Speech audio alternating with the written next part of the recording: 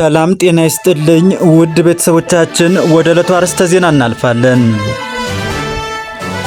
ኢትዮጵያ በዘንድሮ አውሮፓውያን ዓመት የዓለም አቀፍ የድንበር የለሽ ጋዜጠኞች ቡድን የዓለም የፕሬስ ነጻነት ምዘና በጣም አሳሳቢ ወደ ተባለ ምድብ ገብታለች።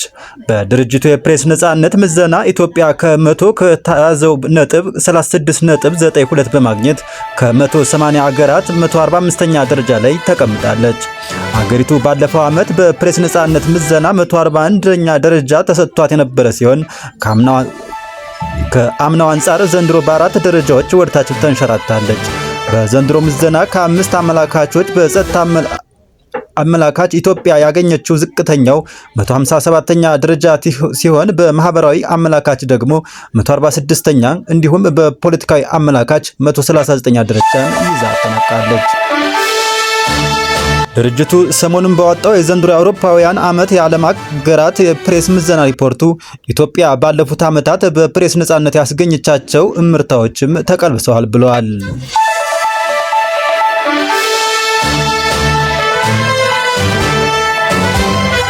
ኦሮሚያ ክልል ምዕራብ ሸዋ ዞን የኤርጀስ የለፎ ወረዳ አቃቢ ሕግ የሆኑት ሽብሩ ጉታ ከትላንትና በስቲያ ሰኞ ህዳር 29 በታጣቂዎች ታግተው እንደተወሰዱም የኦሮሚያ ክልል አቃቢ ሕግ ማህበር በዛሬ ባሰራጨው መረጃ አስታውቋል። አቃቢ ሕጉ በዕለቱ ከቱሉ ቦሎ ከተማ ወደ ስራ ቦታቸው ጊንጪ ከተማ በተሽከርካሪ በመመለስ ላይ ሳሉ በታጣቂዎች ኃይለው ታፍሰው መወሰዳቸውን እንዳረጋገጠ ማህበሩ አስታውቋል። አቃቢ ሕግ ሽብሩ አይነ ስውርና መሆናቸውን የጠቀሰው ማህበሩ በአቃቢ ሕጉ ላይ የተፈጸመው እገታና በሕግም ሆነ በሞራል አስነዋሪና ተቀባይነት የሌለው ድርጊት ነው በማለትም ኮንኗል።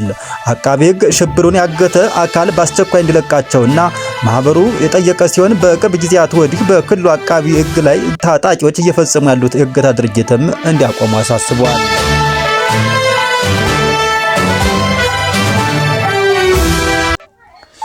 የጋምቤላ ከተማ አስተዳደር በከተማዋ ከትላንት ጀምሮ የሰዓት እላፊ አውጇል። የከተማ አስተዳደር ማንኛውንም የሰዎችና የተሽከርካሪ እንቅስቃሴ ከምሽቱ 1 ሰዓት ጀምሮ መታገዱን በማህበራዊ ትስስር ገጹ ባሰራጨው መረጃ አስታውቋል። የከተማ አስተዳደር በከተማዋ የሰዓት እላፊ የታወጀው ከጸጥታ ጋር የተያዘ መሆኑን ከመግለጽ ውጭ ዝርዝር ማብራሪያ አልሰጠም። የሰዓት እላፊው እስከ ስንት ሰዓት እንደሚጸና ወይም ለስንት ቀናት እንደሚቆይም የአስተዳደሩ መረጃ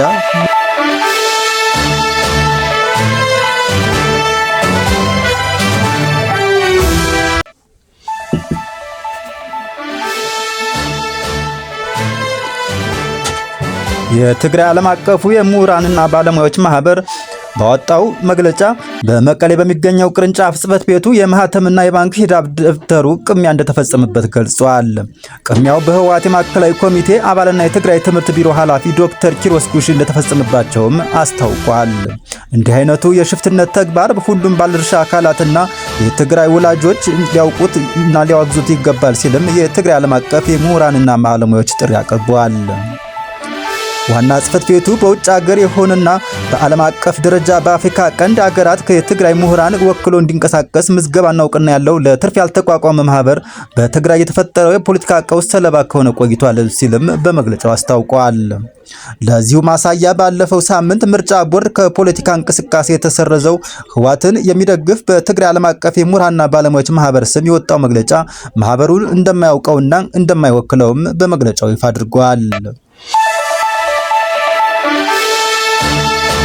ዓለም አቀፉ የትግራይ ምሁራንና ባለሙያዎች ማህበር በበኩሉም የተፈጸመውን ቅሚያ እና ጉዳት በሕግ ለመከታተል መወሰኑን አስታውቋል።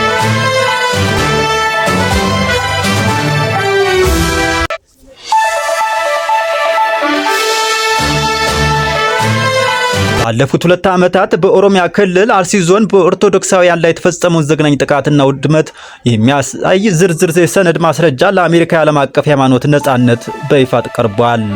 ከትላንት በስቲያ ሰኞ ዕለት በተከናወነው በዚሁ ዲፕሎማሲያዊ እንቅስቃሴ ብፁዕ አቡነ ሉቃስ፣ አባ ገብርኤል በቀለ እና መላከ ጥበብ ቀሲስ ሳሙኤል ግዛው የተካተቱበት ልዑክ ከአሜሪካ ባለስልጣናት ጋር ተገናኝቶ ምክክር አድርጓል። በምክክሩ ወቅትም ለቢሮ የቀረበ የሰነድ ማስረጃ በአርሲ ዞን ቤተሰቦቻቸው ተዘግተውባቸው የተቃጠሉ ንጹሃን፣ በግፍ የተገደሉ ካህናትና ምዕመናን እንዲሁም ሙሉ በሙሉ የወደሙ አብያተ ክርስቲያን እና በህልውና ስጋት ውስጥ የሚኖሩ ኦርቶዶክሳውያንን ጉዳይ በዝርዝር የያዘ መሆኑ ታውቋል። ሂደቱን ካስተባበሩት መካከል ዲያቆን ፋሲካው ካሳው መፍትሄ እስኪገኝ ድረስ ተልኳችን ይቀጥላል፣ አጀንዳችን አንቀይርም ሲሉም ለፍትህ ያላቸውን ጽኑ አቋም በፌስቡክ ገጻቸው አስታውቀዋል። ማስረጃው የቀረበለት የአሜሪካ የዓለም አቀፍ የሃይማኖት ነጻነት ቢሮ በዓለም ዙሪያ የሚፈጸሙ የሃይማኖት ነጻነት ጥሰቶችን፣ ግድያዎችንና ድሎችን በመከታተል በመሰነድ ለአሜሪካ መንግስት ሪፖርት የሚያደርግ ከፍተኛ ተቋም እንደሆነም ይታወቃል።